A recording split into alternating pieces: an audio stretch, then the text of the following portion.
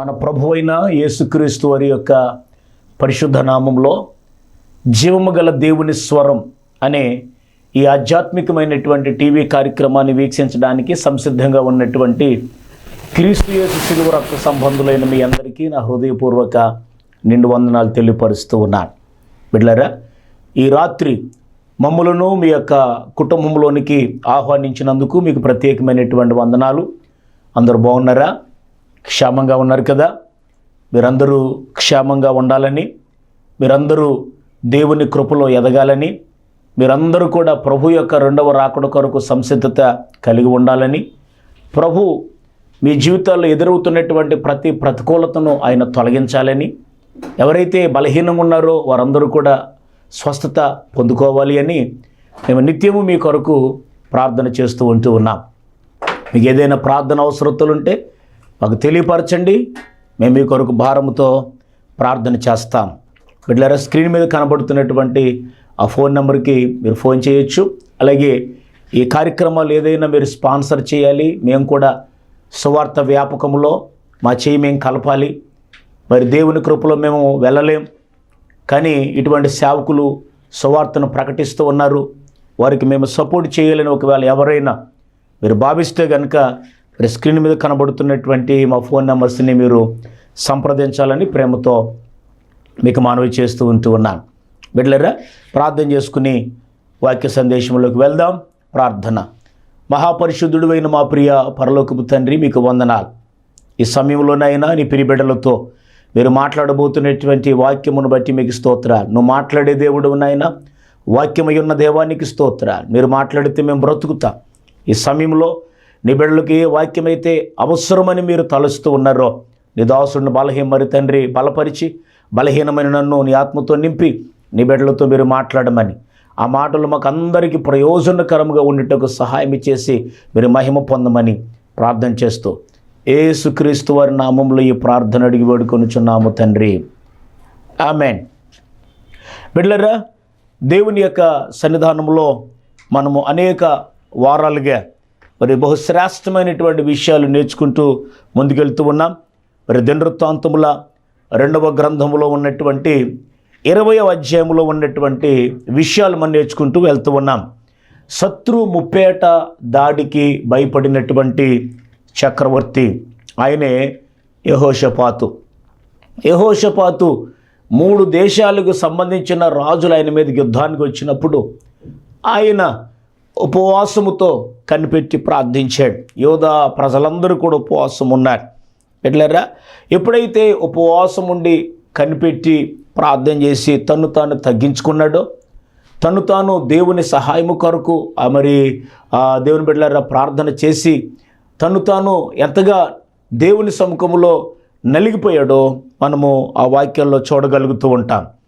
ఈ విధముగా ఉపవాస ప్రార్థన ప్రజలు అలాగే యెహోషాపాతు రాజు చేసినప్పుడు ఏం జరిగిందంటే ప్రార్థనకు సమాధానం వచ్చింది. దేవునికి స్తోత్రం. యహాజీయుల మీదకి దేవుని యొక్క ఆత్మ వచ్చింది. దేవునికి స్తోత్రం. దినవృత్తాంతముల 2వ గ్రంథం 20వ అధ్యాయము దేవుని బిడ్డలారా 14వ వచనంలో చూస్తే ఏమండి, యెహోవా ఆత్మ అతని మీదకి దిగి రాగా అతడు ఎలాగో ప్రకటించాను అని చెప్పి దేవుని వాక్యంలో చూస్తూ ఉన్నాం. ఏమని? యోధావారులరా, యెరూషలేము కాపురస్తులరా, యెహోషాపాతు రాజా, మీరందరూ ఆలకించుడి. యెహోవా సెలవిచ్చినదేమనగా, ఈ గొప్ప యుద్ధము మీరు కాదు, దేవుడే జరిగించును. హల్లెలూయా. ఈ గొప్ప యుద్ధం మీరు కాదు, దేవుడే జరిగిస్తాడు. దేవుడే మీ పక్షముగా ఉన్నాడు. దేవుడు మీతో ఉన్నాడు. దేవుడు మీతో వస్తాడు, మీరు కాదో. దేవుడు ఆ యుద్ధాన్ని జరిగిస్తాడు. దేవునికి మహిమ కలుగును గాక. కాబట్టి మీతో కూడా యెహోవా వచ్చును, మీరు వెళ్ళండి అని చెప్పి దేవుడు మాట్లాడటం జరిగింది. కాబట్టి 18వ వచనంలో దినవృత్తాంతముల 2వ గ్రంథం మరి 20వ అధ్యాయము 18వ వచనంలో, అప్పుడు యెహోషాపాతు సాష్టాంగ నమస్కారము చేసెను. యోధా వారందరూ కూడా కాపురస్తులు యెహోవా సన్నిధిని సాగిలపడి నమస్కారము చేశారు. దేవునికి స్తోత్రం. చేసి ఏం చేశారని ఆలోచన చేస్తే దేవుని బిడ్డలారా, ఆయనను స్తుతించటం ప్రారంభించారు. హల్లెలూయా. ఈరోజు మనము ధ్యానం చేయబోయేటటువంటి అంశం ఏంటి అంటే దేవుణ్ణి ఏ విధముగా స్తుతించాలి. ఈ రోజున చాలామంది చాలా సంఘాల వారు ఏమంటారు అంటే, ఏమండి స్తుతి ఆరాధన మా సంఘాల్లో మేము చేయమండి, మేము చప్పట్లు కొట్టమండి, మేము హల్లెలూయా చెప్పమండి, మేమండి వాయిద్యాలు వాయించమండి, మేము చేతులెత్తి ఆరాధన చెయ్యమండి, కొన్ని సంఘాల వారు మాత్రమే చేస్తారండి. పైగా వారు చెప్పేది ఏంటంటే మరి పెంటెకోస్టల్ చర్చెస్ వారు మాత్రమే ఆరాధన చేస్తారండి, చేతులెత్తుతారండి, గంభీరంగా పాడతారండి, కాబట్టి మేము పాడమండి. అలా పాడుతున్నప్పుడే పరిశుద్ధాత్ముడు వస్తాడా, పాడకపోతే రాడా, డ్రమ్ములు కొడుతూ ఉంటేనే ఉద్యోగమా అని రకరకాలుగా మనుషులు మాట్లాడటం జరుగుతుంది. ప్రియ దేవుని బిడ్డలారా, నేనేమంటాను అంటే దేవుని వాక్యాన్ని మాత్రమే మనము పాటించాలి. పెంటెకోస్తు సంఘాల వారు ఉద్యమముగా దేవుని ఆరాధిస్తున్నారు, మిగతా వారు ఏమండి ఆరాధించటం లేదు అని వాళ్ళు అంటున్నారు. కానీ దేవుని బిడ్డలారా, అసలు వాక్యం ఏం చెబుతుంది? నేనంటాను హల్లెలూయా అనేది కేవలం పెంతెకోస్తు వారికి మాత్రమే దేవుడు ఇవ్వలేదు. దేవుని బిడ్డలారా, ఒకప్పుడు నేను చూడగలిగాను, చాలామంది చాలా సంఘాల వారు హల్లెలూయా అనేటటువంటి పదాన్ని ఉచ్చరించడానికి ఇష్టపడేవారు కాదు. ఆ సంఘాల వారే నేడు హల్లెలూయా అని చెప్పగలుగుతూ ఉన్నారు. హల్లెలూయా అనేటువంటి పదము ఏదో ఒక సంస్థకి సంబంధించింది కాదు దేవుని బిడ్డలారా. కాబట్టి దేవుణ్ణి స్తుతించడానికి ఆ పదము చక్కగా వ్రాయబడింది. మీరందరూ దేవుణ్ణి స్తుతించాలి అని చెప్పి దేవుని యొక్క వాక్యంలో దాని భావం. కాబట్టి నా ప్రియ దేవుని బిడ్డలారా, నేనేమంటాను అంటే కొంతమంది ఆరాధించి కొంతమంది పాస్టర్లకి ఆరాధన రాక, ప్రభుని స్తుతించడం చేతకాక, అవండి దాన్ని మరుగును పడేసి ఆరాధన చేయాలా, మన సంఘాలు ఆరాధన చేయము అని చెప్పి ఇలాగ రానటువంటి వారు కొంతమంది ప్రభుని ఆరాధించటం మానేసి ఆ సంఘాలను దేవుని బిడ్డలారా బలహీనపరుస్తూ ఉన్నారు. ఒకప్పుడు బాగా ఆరాధించిన సంఘాలు ఇప్పుడు ఏమైపోతున్నాయి చెప్పండి? బలహీనపరచబడుతూ ఉన్నాయి. ఎందుకంటే ఆ సేవకుడికి చేతకాక, ప్రార్థన చేయటం రాక, ఆరాధించటం రాక, పాట పాడటం రాక సంఘాలను భ్రష్టు పట్టిస్తున్నటువంటి కొంతమంది వ్యక్తులు ఉన్నారు. బైబిల్ చెబుతున్నటువంటి మాట మీరు చూడాలి దేవుని బిడ్డలారా. పరిశుద్ధ గ్రంథంలో కీర్తనల గ్రంథం 92వ కీర్తన దేవుని బిడ్డలారా మొదటి చరణంలో ఏముందంటే యెహోవాను స్తుతించుట మంచిది అని రాయబడింది. హల్లెలూయా. ఈ లోకంలో మంచిది ఏదైనా ఉంది అంటే చెప్పాలి, అది దేవునిని స్తుతించటం మాత్రమే. హల్లెలూయా. దేవునిని స్తుతించటం మాత్రమే మంచిదే, ఇంకేది మంచిది కాదు. ఆయన ఘనపరచటం మంచిది, ఆయన నామాన్ని హెచ్చించటం మంచిది, ఆయన నామాన్ని ఉన్నతంగా ఆరాధించటం మంచిది. హల్లెలూయా. ఇంకా భక్తుడు ఒక లోతైన మాట చెప్తాడు. కీర్తనల గ్రంథం 113వ సంకీర్తన 3వ చరణంలో ఏముందంటే, సూర్యోదయము మొదలుకొని సూర్యాస్తమయము వరకు యెహోవా నామము స్తుతి నొందదగినది. Praise the lord. దేవుణ్ణి స్తుతించటం, ఏమండి దేవుణ్ణి ఘనపరచటం ఒక గొప్ప భాగ్యం. ఏమండి దేవుణ్ణి ఎలా స్తుతించాలి, ఏ విధముగా దేవుణ్ణి స్తుతించాలి, ఏ విధంగా దేవుణ్ణి ఘనపరచాలి అని మనము ఆలోచన చేస్తూ ఉంటే నా ప్రియ దేవుని బిడ్డలారా, దేవుని వాక్యంలో మనం చూస్తూ ఉంటాము. 63వ సంకీర్తన 3వ చరణంలో రాయబడింది, నా పెదవులు నిన్ను స్తుతించును. ఏం చేయాలండి? పెదవులతో దేవుణ్ణి స్తుతించాలి. కొంతమంది ఏమండి మందిరానికి వస్తారు, ఆరాధన చేద్దామంటే ఎలేమీ పట్టించుకోరు, ఎట్లా మౌనముగా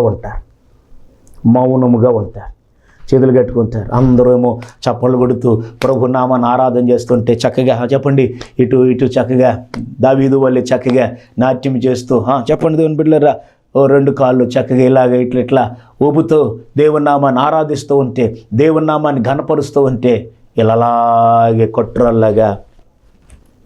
ఏమండి ఇదా మా పెద్దలు ఏమండి దేవుని బిడ్డలారా దైవజనులు మాకు నేర్పినటువంటి మాటని చెప్పన, దేవుని మందిరానికి వచ్చిన మనమందరం కూడా చెప్పండి, చక్కగా స్తుతిస్తూ దేవుని నామాన్ని ఆరాధిస్తూ గంతులు వేస్తూ ఆయన నామాన్ని మహిమపరచాలి. హల్లెలూయా.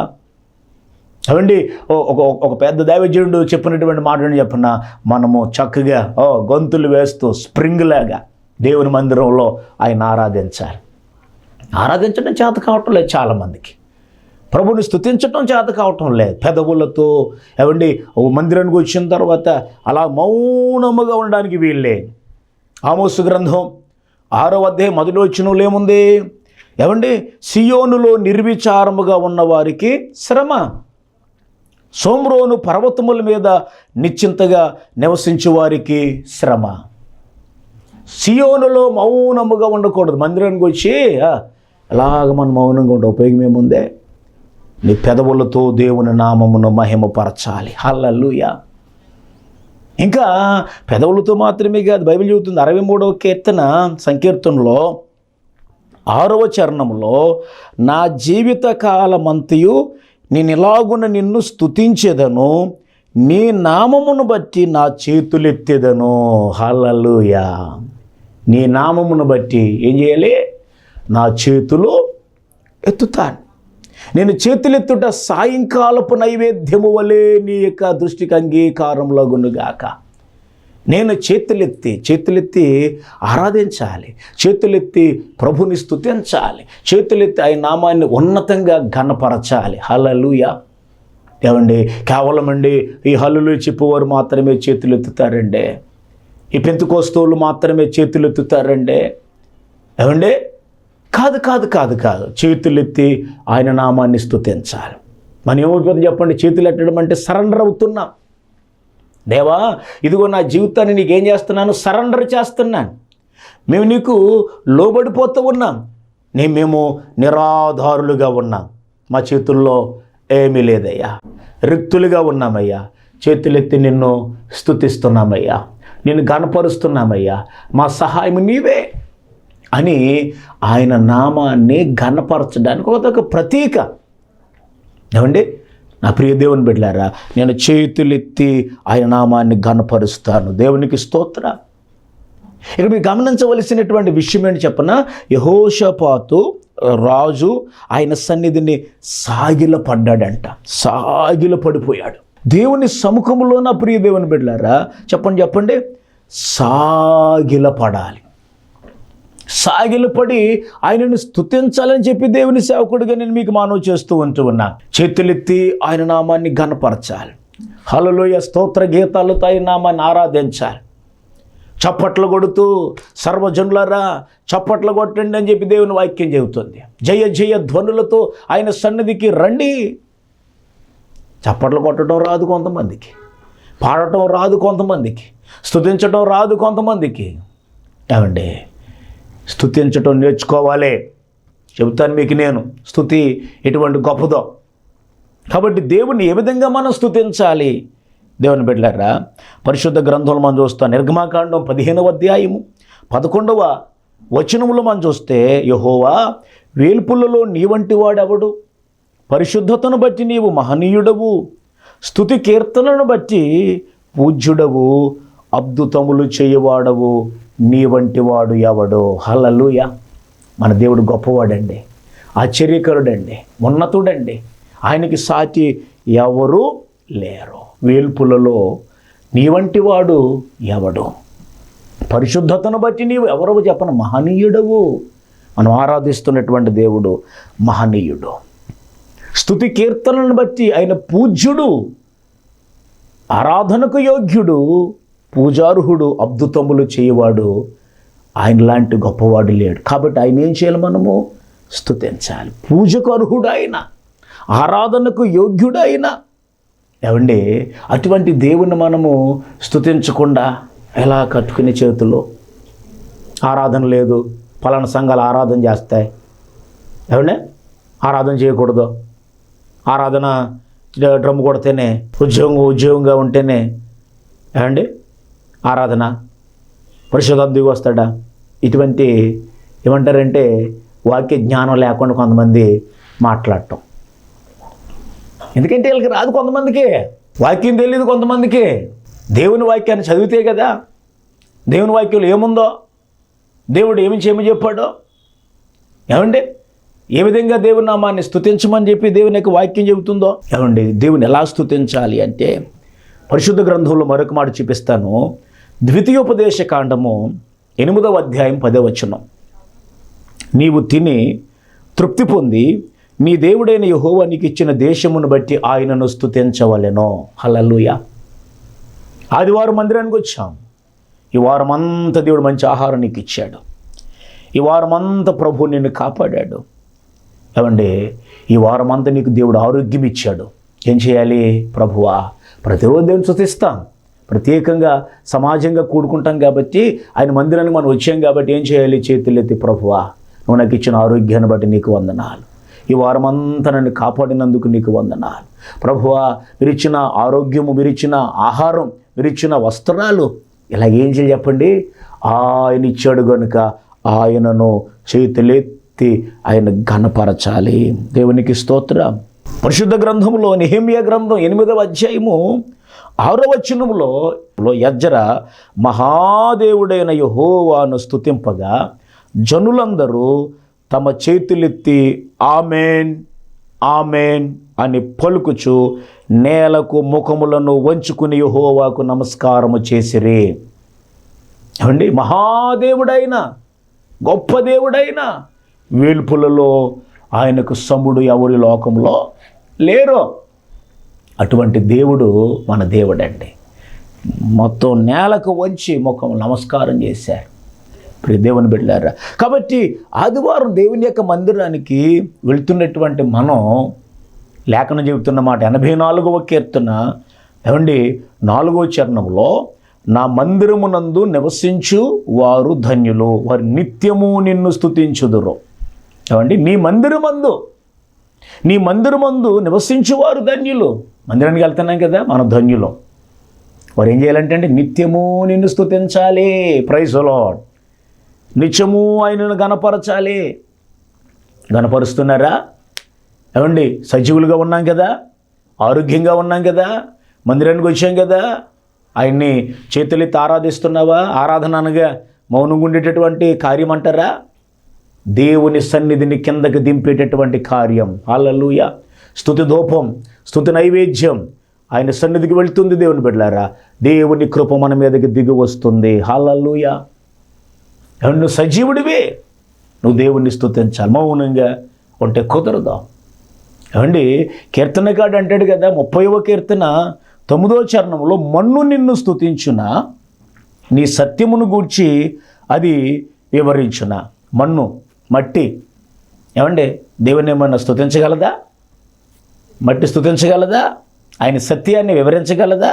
ఇంకా మనం చూస్తే 88వ కీర్తన 10వ చరణంలో దేవుని బిడ్డలారా వాక్యం చెబుతుంది, మృతులకు నీవు అద్భుతములు చూపెదవా, ప్రేతలు లేచి నిన్ను స్తుతించెదరా. మృతులకు ఆయన అద్భుతాలు ఏమన్నా చూపిస్తాడా? చనిపోయినటువంటి వారు దేవుని బిడ్డలారా ఆయన ఏమో లేచి ఆయనను స్తుతిస్తారా? ఇంకా మనం జ్ఞాపకం చేసుకుంటే దేవుని బిడ్డ 115వ కీర్తన 115వ కీర్తన 17వ చరణంలో రాయబడినటువంటి మాటలు ఏంటంటే, మృతులు మౌన స్థితిలోనికి దిగిపోవు వారును యెహోవాను స్తుతింపరు. మృతులంట. ఎవరు స్తుతింపరు చెప్పండి? ఎవరికి ఆరాధన అనేటటువంటిది ఇష్టం ఉండదు? చేతులెత్తి ఆయన నామాన్ని ఘనపరచటం అనేది ఎవరికి ఇష్టం ఉండదు? మృతులు. ఆత్మీయంగా చచ్చినటువంటి వారు కొంతమంది ఉంటాయి, వాళ్ళకి వాక్యం తెలియదు, వాక్యం రాదు కొంతమందికి. ఏమండి అటువంటి వారు మృతులు మౌన స్థితిలోకి దిగిపోవారు, ఆయనను స్తుతింపరు. ఈ రోజున మన సంఘం, లేకపోతే ఈ రోజున క్రైస్తవ సంఘం ఎలా ఉండాలి? బ్రతికిన సంఘముగా ఉండాలి. హల్లెలూయా. ప్రభుని స్తుతించేటటువంటి సంఘముగా మారిపోవాలి. మీ సేవకుడు ఆరాధన చేస్తున్నప్పుడు మీరు ప్రభుని స్తుతిస్తూ ఉత్సాహముగా ఆయన చేసిన కార్యములను బట్టి ఆయన మహిమపరిచేవారు ఉండాలి. గల కారణం ఏంటి చెప్పండి? నువ్వు చనిపోలేదో. చనిపోయిన వారు దేవుని స్తుతించరు. మృతులు ఆయన్ని స్తుతింపలేరు. మొన్న ఆయనను స్తుతింపలేదో మరి ఎవరు స్తుతిస్తారట? పరిశుద్ధ గ్రంథంలో వాక్యం చెబుతున్నటువంటి మాట యెషయా గ్రంథం 38వ అధ్యాయము 18-19 వచనాల్లో చూస్తే, పాతాళమున నీకు స్తుతి కలుగదు, మృతి నీకు కృతజ్ఞతాస్తుతి చెల్లింపదు, సమాధిలోకి దిగిపోవారు నీ సత్యాన్ని ఆశ్రయించరు. ఇప్పుడు 19వ వచనం చదివితే, సజీవులే కదా నిన్ను స్తుతించుదురు, ఈ దినమున నేను సజీవుడినై నిన్ను స్తుతించుచున్నాను. హల్లెలూయా, హల్లెలూయా. ఈ దినమున నేను సజీవుడినై నిన్ను స్తుతిస్తున్నాను. ఏమండి, ఎవరు స్తుతింపలేరు? చెప్పండి. సమాధిలోనికి దిగిపోవారు, చనిపోయిన వారు దేవుని స్తుతించలేరు. ఈ రోజున సంగమా, నువ్వు దేవుణ్ణి స్తుతించాలి. నువ్వు మృతతుల్యమైపోయిన వ్యక్తిగా ఉన్నావా? చచ్చినటువంటి స్థితిలోకి నువ్వు లేవు కదా. ఆయన చేసిన ఉపకారములను బట్టి యెహోవాను మనము స్తుతించాలి. హల్లెలూయా. ఆయన చేసిన మేలను బట్టి ఆయనను ఘనపరచాలి. ఏమండి, 135వ సంకీర్తన 2 చరణంలో ఒక మాట, యెహోవా మందిరములో మన దేవుని మందిరపు ఆవరణములలో నిలిచి ఉండు వారులారా యెహోవాను స్తుతించుడే. ఆయన మందిరానికి ఎందుకు వెళ్తున్నావు? స్తుతించడానికి, ఘనపరచడానికి, ఆయన నామాన్ని హెచ్చించడానికి, గొప్ప దేవుడి నామాన్ని ఘనపరచడానికి. ఆయన ఎంత గొప్పవాడో, ఆయన నామం ఎంత గొప్పదో మనము దేవుని బిడ్డలారా తెలుసుకుని ఆయన నామాన్ని పొగడడానికి తెలుసుకోవాలి. వాక్యం ఫలానా సంఘం వారు చేస్తారు స్తుతి ఆరాధన, మేము చేయము. ఏమండి, వెంటనే దేవుని బిడ్డలారా స్తుతి ఆరాధన అందరూ చేయాలి. బైబిల్ చెబుతున్న మాట, ప్రతి విషయమందును మనం దేవునికి ఏం చెల్లించాలి? కృతజ్ఞతాస్తుతులు చెల్లించాలి. దేవుడు చేసిన ప్రతి మేలును బట్టి, ప్రతి ఉపకారమును బట్టి ఏమండి ఆయనను స్తుతించాలి. ఇంకా భక్తుడు ఒక మాట అంటాడు, ముగింపులోకి వస్తున్నాను. 146వ కీర్తన 2వ చరణంలో భక్తుడు అంటాడు, నా జీవిత కాలమంతయు నేను యెహోవాను స్తుతించెదను. హల్లెలూయా. అంటే స్తుతి అంటే స్తుతి స్తుతి స్తుతి స్తుతి అది కాదు. కొంతమంది అనుకుంటారు స్తోత్రం స్తోత్రం స్తుతి అంటే స్తోత్రం స్తోత్రం స్తోత్రం అదా. ఏమండి, స్తుతి అంటే అదా? కొంతమంది తెలియదు పాపం. స్తుతి అంటే స్తుతి స్తుతి స్తుతి స్తుతి స్తుతి స్తుతి. ఒక ఆవిడికి చదువుకోలేదంటండి, ఆవిడకేమో స్తుతిని రాదంటండి. ఏమండి, ఆవిడ ఎలాగ దేవుణ్ణి ఆరాధించాలో తెలియక, ఏమండి స్తుతి అనేటటువంటి మాట ఆమెకు చేతకాక, ఏమండి ఉత్తిది ఉత్తిది ఉత్తిది ఉత్తిది అంటుంది అంటండి. కొంతమంటారు స్తుతి స్తోత్రం స్తుతి స్తోత్రం. ఏమండి పాప రాదలకే స్తుతి స్తోత్రం. ప్రియదేవుని బిడ్డలారా, దైవజనుడిగా నేను వెలకొలగా ఈ మాటలు చెప్పటం లేదు, వ్యంగ్యంగా మాట్లాడట్లేదు. దయచేసి గమనించాలి. దేవుడి నామాన్ని ఉన్నతంగా మనం ఆరాధించాలి. ఆయన స్తుతి నొందదగిన దేవుడు, వేల్పులలో ఆయనకు సముడు లేడు. ఆయనను ఘనపరచుట ఎంతైనా మంచిది. హల్లెలూయా. నా జీవిత కాలమంతా నేను యెహోవాకు చెప్పండి స్తుతులు చెల్లిస్తాను. అంటే ఆయన గొప్పతనాన్ని పొగడాలి. స్తుతి అంటే ఆయన ఎటువంటి దేవుడో, ఆయన కార్యాలు ఎటువంటివో, ఆయన కార్యాలను, ఆయన గొప్పతనాన్ని, ఆయన చేతి పనిని ఆరాధించటమే, ఘనపరచటమే దేవునిని స్తుతించుట. స్తుతి స్తుతి స్తుతి అంటే కాదు. ఆరాధన చేయమన్నప్పుడు ఏం చేయాలి? పాస్టర్ గారు అమ్మా దేవుని స్తుతించమంటే స్తుతి స్తుతి స్తుతి స్తుతి కాదు. ఆయన ఎంత గొప్పవాడో, నేను ఎలా కాపాడగలిగాడో, నేను ఎలాగ సంరక్షించగలిగాడో, నీ కుటుంబంలో చేసిన కార్యాలు ఎటువంటివి, ఇవన్నీ కూడా నువ్వేం చేయాలి?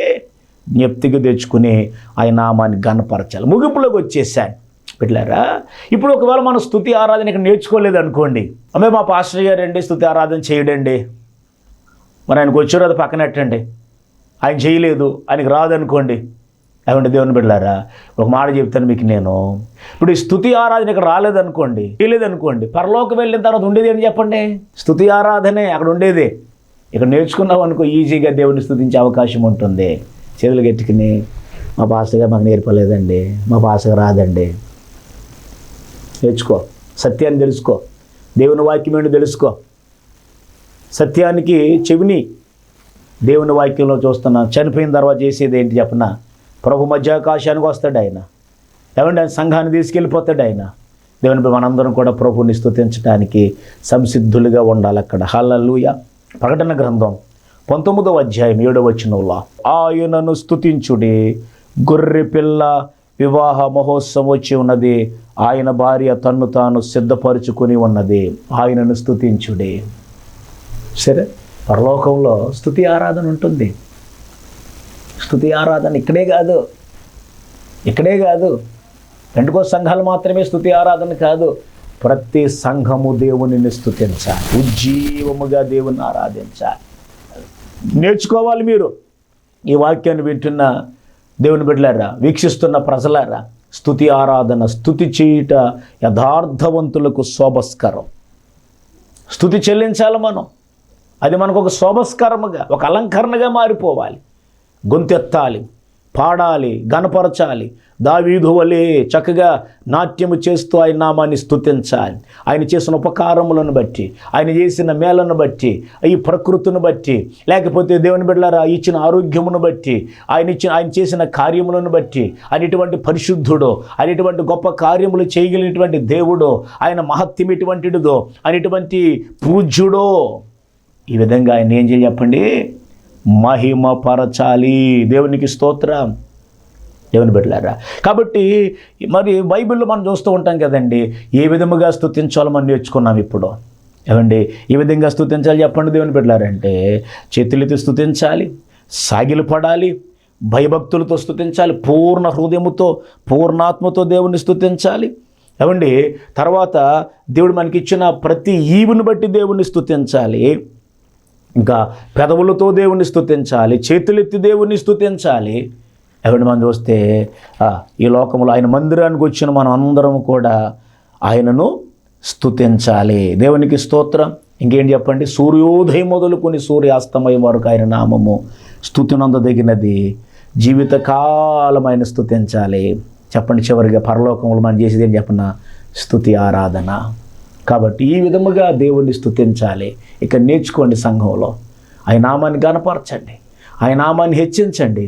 తద్వారా మీరు మీ కుటుంబాలు దీవించబడతాయి. ఏమండి, ఎప్పుడైతే స్తుతి చెల్లిస్తామో స్తుతిలో గొప్ప శక్తి ఉంది, స్తుతిలో గొప్ప అభిషేకం ఉంది. స్తుతి చేస్తే గనక ఆయన చేసే కార్యాలు ఎలా ఉండబోతున్నాయి? వచ్చేవారు మనం దేవుని బిడ్డలారా ఆ యొక్క వర్తమానంలో ధ్యానం చేయబోతూ ఉన్నాం. తలలు వంచండి, ప్రార్థన. మహాపరిశుద్ధుడు అయిన తండ్రి, మీకు స్తోత్రములు. ఈ సమయంలోనైనా దేవుణ్ణి ఎలా స్తుతించాలి అనే అంశం మీద మీరు మాకు వాక్యాన్ని అనుగ్రహించారు ప్రభువా, నీకు వందనాలు. నాయనా, నీ వాక్యం చెబుతుంది కదా, చేతులెత్తి నిన్ను స్తుతించాలని, పెదవులతో నిన్ను కనపరచాలని. ప్రభువా, ఇంకా మేము చూస్తేనైనా మరి తండ్రి నీకు స్తోత్రాలు తండ్రి, పూర్ణ హృదయముతో నిన్ను ఆరాధించాలి అని చెప్పినైనా, అయ్యా మీరు చేసిన కార్యములను బట్టి నిన్ను స్తుతించాలి అని చెప్పినైనా, ప్రభువా నీ మందిరములో అయా మరి తండ్రి నివసించు వారందరూ నిన్ను స్తుతించాలని చెప్పినైనా, మా జీవిత కాలము కూడా ప్రభువా నిన్ను మేము తండ్రి ఘనపరచాలని ప్రభువా, అయా నీకు వందనాలు తండ్రి, సాగిలు పడి మీ నామాన్ని ఆరాధించాలని ప్రభువా, ఇలాగెన్నో విషయాలు మీరు మాకు నేర్పించారు. ఆ విధంగా మిమ్మల్ని స్తుతించే కృప దయచేయండి. ఎవరైతే నిన్ను స్తుతించలేకపోతున్నారో, ఆరాధించలేకపోతున్నారో, స్తుతి ఆరాధికులుగా వారిని మీరు మార్చుదురుగాక సహాయం చేయమని, స్తుతిలో ఉన్నటువంటి గొప్ప అభిషేకం, గొప్ప శక్తినైనా బిడ్డలు తెలుసుకోవడానికి సహాయం చేయమని, అలాగేనైనా మరి తండ్రి యొక్క కార్యక్రమాన్ని ఎవరైతే స్పాన్సర్ చేశారో ఆ కుటుంబాన్ని సమృద్ధిగా దీవించండి. మీ ఆశీర్వాదాలు మెండుగా బిడ్డల మీద మీరు కుమ్మరించమని, అయా మరి తండ్రి దైవికమైన దీవెనల కుటుంబానికి సమృద్ధిగా దయచేయమని తగ్గించుకుంటూ మీ నామాన్ని హెచ్చిస్తూ నజరేయుడైన యేసుక్రీస్తు వారి నామములో ఈ ప్రార్థన అడిగి వేడుకొనుచున్నాము తండ్రి, ఆమేన్. ఇప్పుడు తండ్రిని దేవుని ప్రేమ, యేసుక్రీస్తు వారి కృప, పరిశుద్ధాత్మ త్రియేక దేవుని ఆశీర్వచనాలు ప్రార్థనలు పెట్టిన ప్రతి అంశమునకు స్తుతించి గణపరిచే నామాన్ని హెచ్చించిన మీ అందరికీ ప్రభువు కృప తోడయుండునుగాక. ఆమేన్, ఆమేన్.